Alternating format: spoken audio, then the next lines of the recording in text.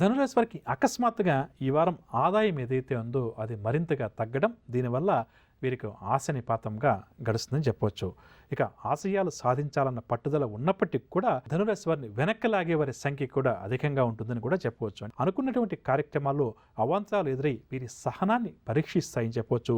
భార్యాభర్తల మధ్య కూడా ఈ వారం మనస్పర్ధలు తప్పకపోవచ్చు. కావున ఈ విషయం పట్ల కూడా ధనురాశి వివాహితులు జాగ్రత్త వహించాలి. వీలైనటువంటి ఆభరణాలు చేజారే పరిస్థితి కూడా అధికంగా ఉంది కాబట్టి ధనురాశి వారు ఈ విషయం పట్ల శ్రద్ధ వహించాలి. వృత్తి వ్యాపార వర్గాల వారికి ఈ వారం అంతగా అనుకూలించదు. ధనురాశి వారు ప్రధానంగా రాజకీయ నాయకులు, పారిశ్రామిక వర్గాల వారు కీలక నిర్ణయాలు తీసుకునేప్పుడు, ఎదుటి వ్యక్తులతో సంభాషించేటప్పుడు కొంత జాగ్రత్త వహిస్తే మంచిదని చెప్పవచ్చు. లేకపోతే వీరు తప్పటడుగు వేసే పరిస్థితి కాస్త అధికంగా కనిపిస్తుంది. వివాహ ప్రయత్నాలు ఎవరైతే ధనురాశి అవివాహితులు చేస్తున్నారో అక్కడ కూడా వీరికి ఆటంకాలు ఎదురవుతాయి. ఇక తూర్పు దిశ వైపు ఎవరైతే ప్రయాణం చేస్తారో వారు అనుకూల ఫలితాలు సాధిస్తారు. పరిహారాల విషయానికి వస్తే ప్రతినిత్యం శ్రీ వెంకటేశ్వర స్వామి వారిని యథాశక్తిగా పూజించడం ఈ వారమంతా కూడా ఈ రాశి వారికి అన్ని విధాలుగా కూడా మంచిదని చెప్పవచ్చు. తదుపరి మకర రాశి.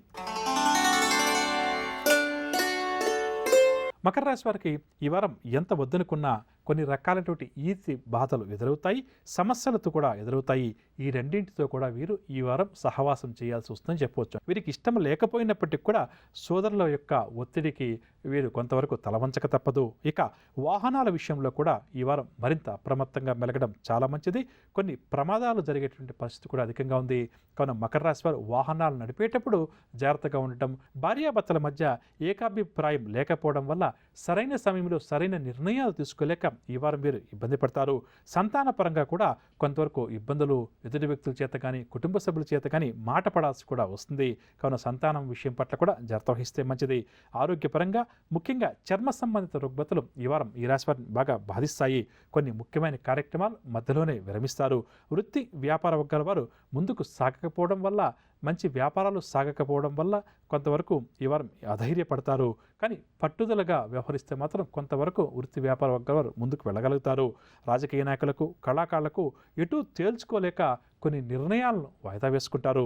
దక్షిణ దిశ వైపు ఎవరైతే మకర రాశి వారు ప్రయాణం చేస్తారో వారు మంచి విజయాలు సాధిస్తారు.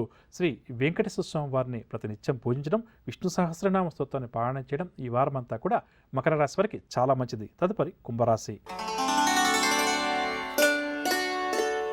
కుంభరాశి వారికి నూతన వ్యక్తులు పరిచయమై ఎంతో కొంత నూతన వ్యక్తులు వీరికి సహాయాన్ని కూడా ఈ వారం అందిస్తారు.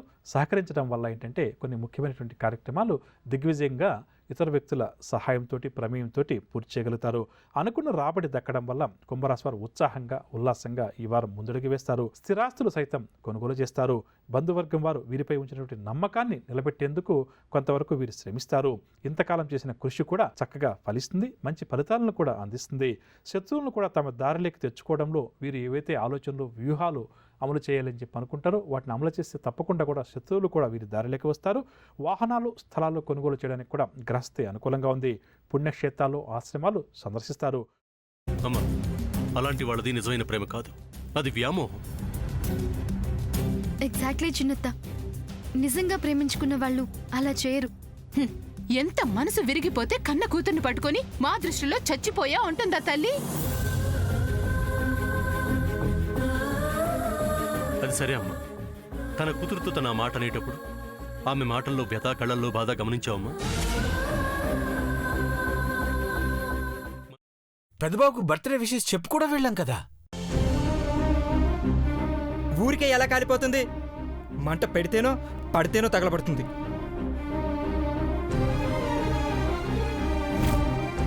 కరెక్ట్ చిన్నబాబు, నీకొచ్చినట్టే నాకు డౌట్ వచ్చింది. పార్వతే షర్టును తగలబెట్టిందనుకుంటా.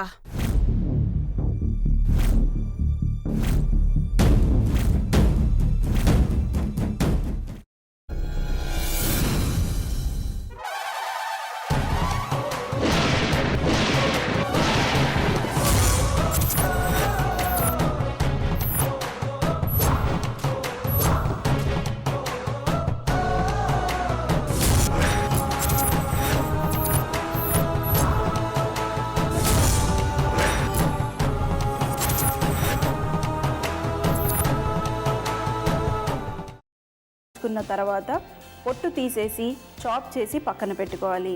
ఒక ప్యాన్లో కొద్దిగా నూనె వేడి చేసి అందులో ఆవాలు, మినప్పప్పు, శనగపప్పు, కరివేపాకు, సన్నగా తరిగి పెట్టుకున్న ఉల్లిపాయలు వేసుకుని 1 నిమిషం పాటు వేయించుకోవాలి. ఆ తర్వాత కాల్చి కట్ చేసి పెట్టుకున్న వంకాయని కూడా అందులో వేసుకుని బాగా మిక్స్ చేసి బౌల్లోకి ట్రాన్స్ఫర్ చేసుకుని అందులో తగినంత చిక్కటి పెరుగు లేదా పల్చటి పెరుగు వేసుకుని మిక్స్ చేసి అన్నంతో కానివ్వండి, చపాతీతో కానివ్వండి సర్వ్ చేసినా చాలా బాగుంటుంది.